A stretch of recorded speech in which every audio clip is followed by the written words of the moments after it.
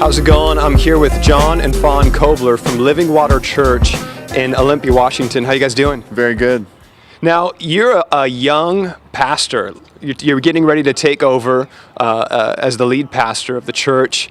You're 33? That's correct. What, this is kind of a big movement right now that's taking place in the church all over the place. How are you discovering and figuring out on how to lead multiple generations?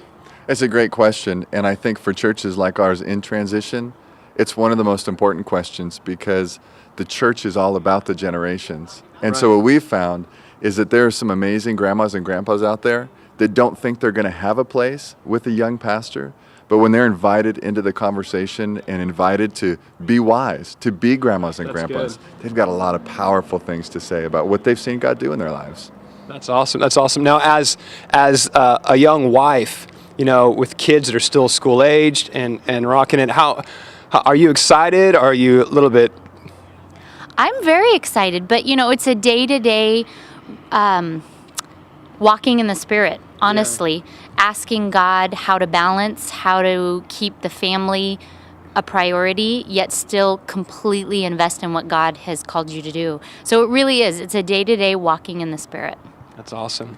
Sam Chan, you guys know Sam Chan? Not personally. Oh, well, he talks about a runway, having a long runway. And the younger you start, actually, the better because you have that kind of longer runway.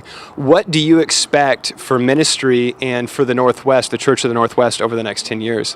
Yeah, well, I think about people for a lot of years said how hard it was to do church in the Northwest. Right. Yeah. And yet we're seeing God do amazing things. And in the midst of challenges that our country is facing, I think the Northwest looks at that and says, it's been difficult here all along. This is an opportunity, not a challenge. Right. And so what I expect for our church, Jesus said, you're going to do what I did and greater. And coming back to the simplicity of the heart of discipleship and empowering people to minister in the Spirit and really to go out and do what Jesus did here and around the world. I think that's going to happen more and more in the years to come.